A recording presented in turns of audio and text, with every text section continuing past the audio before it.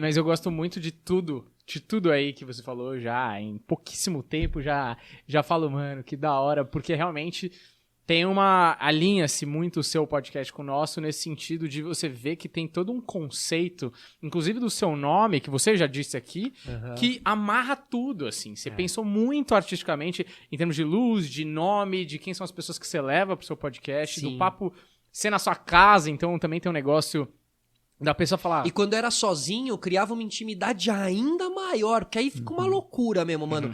Tá só você e a pessoa na tua casa, vocês estão sentados frente a frente, fone no ouvido e não tem mais nada nem ninguém. Então criava uma... Sabe, às vezes criava até uma emoção, assim, a gente teve podcast que a gente terminou, olhou um pro outro e fez, o que acabou de acontecer aqui, tá ligado? Tipo... Teve um com o Douglas Aguilar, que é diretor do documentário de Sandy Júnior, e que foi do elenco de Sandy Júnior lá, enfim... com ele, cara, eu pedi pra Sandy, pro Júnior mandarem áudios, agradecendo ele e tal, e aí botava o áudio aqui, o cara, mano, fiz um arquivo confidencial com ele, via áudio e tal. Puta, foi muito forte, assim, foi muito legal. Meio sessão de terapia mesmo, sabe? Total, e eu acho que tem uma coisa que, como você começou lá atrás... Tinha uma galera que é meio tipo, a gente só vai conversar? O que tá acontecendo aqui, entendeu? As pessoas não... Aí, nesse caso, eu agradeço muito ao Flow e o Podpah, que hoje em dia meio que todo mundo sabe o que é um podcast, tá ligado? Não precisa mais tanto explicar. Eles popularizaram o formato, assim. E também eu acredito que os famosos, eu ia falar assim, mas as pessoas do meio artístico e inclusive do meio da política...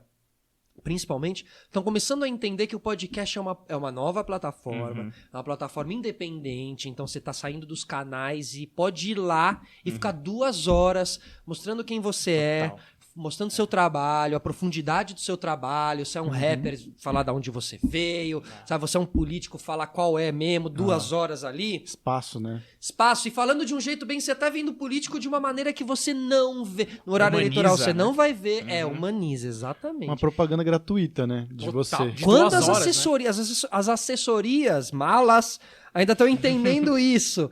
Mas quando elas entenderem real que numa campanha política o cara tem que ir com os moleque da maconha lá conversar e falar e não sei o que, levar o ponto de vista e tal, a gente vai se dar muito bem, entende? Nesse lugar. As pessoas vão... E acho que nos Estados Unidos já rola isso. O Robert Downey Jr. já entende que é da hora ele num podcast, Muito sabe? foda aquela entrevista, eu acho que é uma épica, é uma das melhores. É um dos marcos do podcast, né? Falar, cara, olha o tipo de gente que tá indo. Cara, isso é interessante pra todo mundo. E isso tá na nossa mão, olha quem tá indo. Tá na nossa mão conseguir levar a pessoa, entendeu? E é um trabalho muito... Cara, a gente tava falando da Sandy... que eu fiz ela aí, a entrevista com ela no final de 2020, agora, 2 anos depois eu estar com o podcast no ar. Eu conheço ela há muito tempo, de frequentar a casa mesmo, uma amiga mesmo, assim. Então, e eu nunca fiz um convite de entrevista pra ela, tava esperando o momento certo. Inclusive pro podcast também. Sei. Primeiro eu fiz o Júnior, que já é mais meu amigo, depois eu fiz o Lucas Lima, que também é... Foi chegando, né? Viu que legal? Ela se sentiu segura, tá né? ligado? Você vai, meu. Então também tem um trabalho que eu acho legal falar isso também, porque às vezes você começa um podcast, você tem amigos, tá ligado? E você quer, obviamente, que esses amigos venham e tal. E, às vezes pode ser meio frustrante, tá ligado? Você pode pegar mal com um amigo. E às vezes, cara, não é a hora.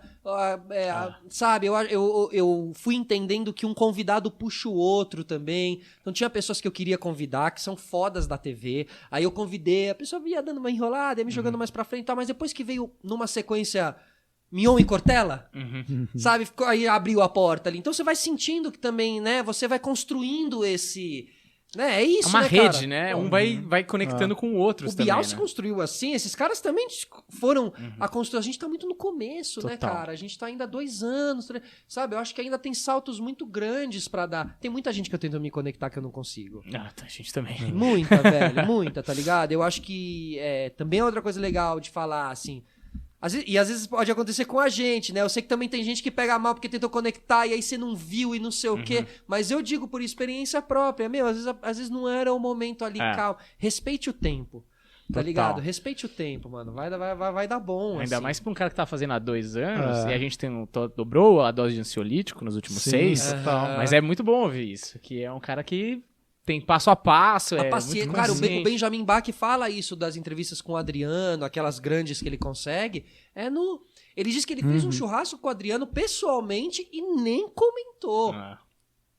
Quando ele tava saindo, os amigos do Adriano já chegava, pode, Diego, tem que fazer uma entrevista com o Beijo é gente boa, não sei o quê. Sabe, olha como... Agora a gente não tem mais encontros sociais, infelizmente.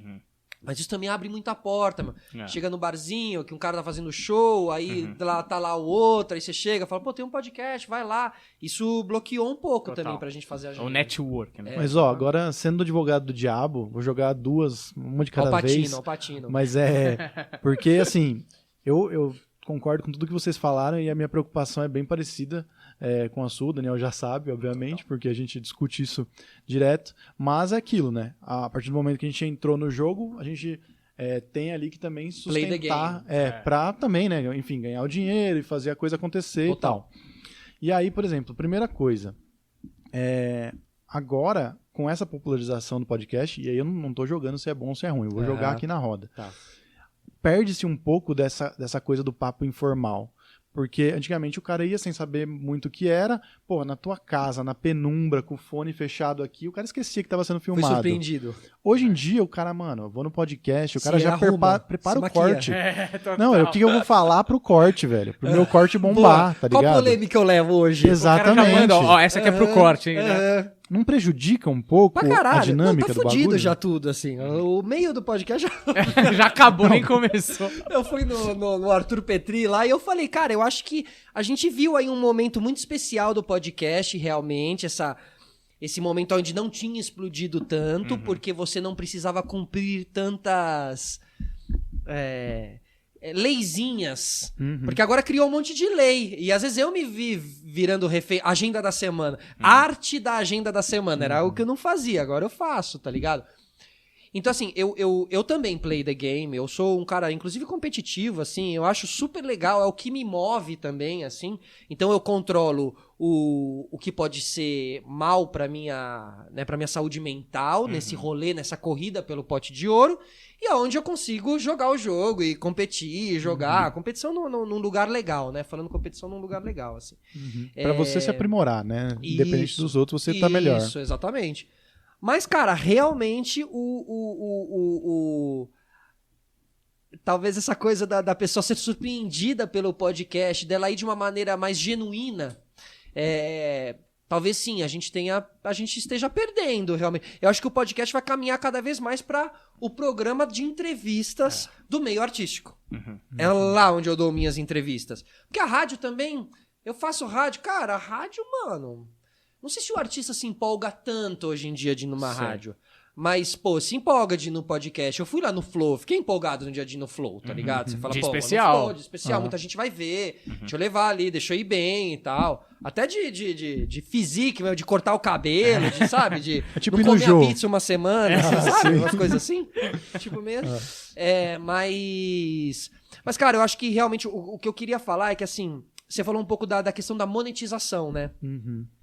E eu acho que, assim, o podcast, ele é um ótimo lugar pra você cumprir nichos, né? E eu até às vezes fico mal, porque o meu podcast, ele não tem um nicho.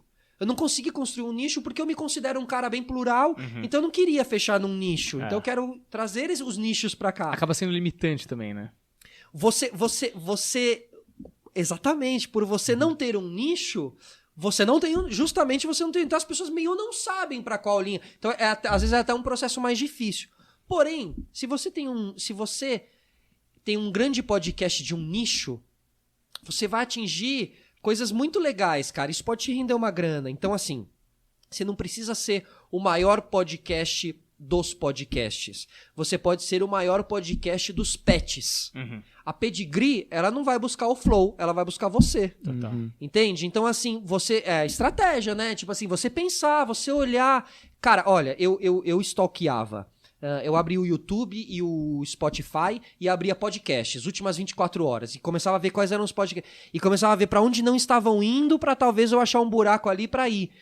Eu cheguei a ver cor de capa de podcast no Spotify pra ver que cor não estavam usando pra tentar achar uma cor que chama... Ou que cor me chamava a atenção quando eu ficava dando scroll. Olha esse laranja, que legal, mano, me chamou muita atenção. Vou pro laranja, sabe? Esse tipo de coisa, assim. Então eu acho que você tem vários caminhos pra conseguir jogar o jogo sem precisar surtar com essa jogada de jogo, né? Às vezes o podcast também é um ponto de partida para um outro trabalho que você vai fazer. O podcast é só uma maneira de você mostrar o seu trabalho, né? Aí depois eu quero fazer um show. Talvez seja mais fácil para eu fazer um show através do meu podcast. Mostrei meu trabalho, tô toda semana falando, né? Começa a chamar... Cara, toda semana você se conecta com uma rede social de uma nova pessoa, porque é o seu o convidado que vem, né? Toda semana você tá postando um conteúdo legal nas suas redes sociais. Eu acho que, sabe, tem muito diretor, produtor, gente que trabalha no meio, que estão nas nossas redes sociais, estão vendo, cara, a gente produzir. Se um dia tiver numa reunião de pauta, decidindo o novo nome do cara que pode participar do programa, talvez teu nome pinte ali. E foi através do podcast. Então a monetização, ela é direta e ela também é indireta, né?